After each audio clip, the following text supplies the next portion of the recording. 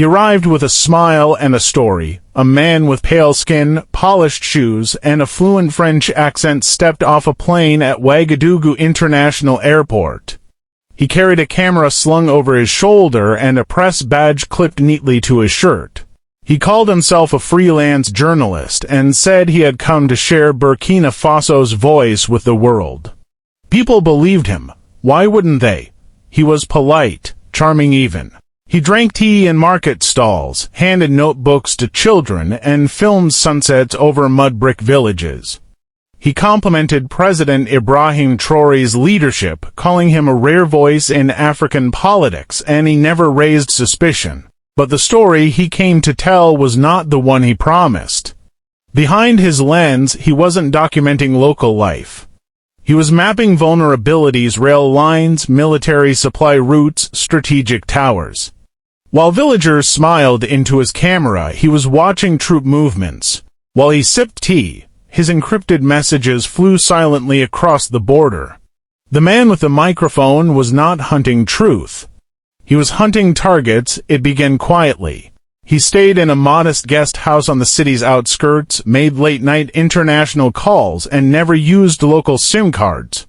He told hosts he was working on a European feature, but no stories were ever published. No reports bore his name, no articles came out of France. Then one night, a local guard spotted him pacing near a restricted radio tower. That's when Burkina Faso's intelligence service stepped in, not with sirens or arrests, but with silence. They watched, they mirrored his communications, they cloned his phone without ever touching it. What they found confirmed a growing fear. He wasn't a journalist, he was a spy. But President Traoré didn't order an immediate arrest. He chose something far more powerful: exposure. A quiet press conference was announced, unusually sparse.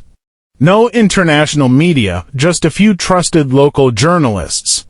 And one new name added at the last minute: Mr. Julien Morel, freelance journalist from France. He walked into the presidential compound wearing beige trousers, a white shirt, and that same press badge from the airport. No crew, no tripod, just his shoulder bag and his quiet confidence. He had no idea the cameras were already rolling.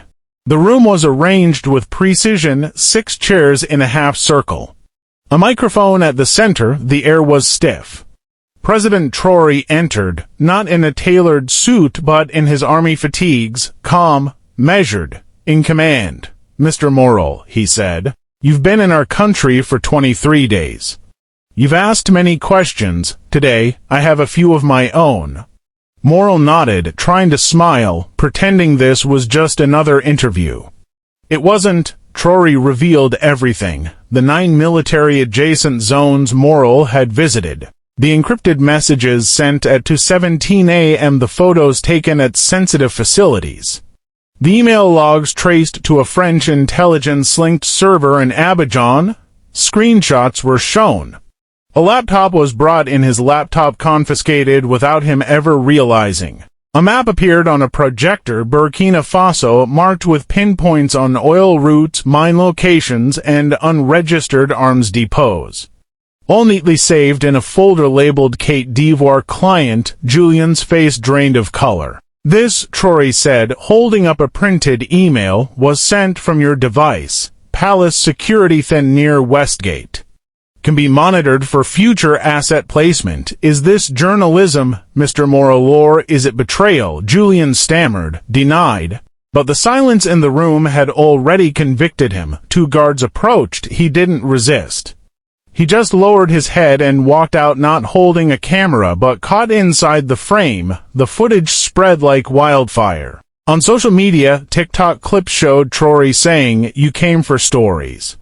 Now you are the story." In cafes and street corners across Ouagadougou, televisions stopped playing music videos. They played the press conference instead. Radios echoed the calm confrontation again and again.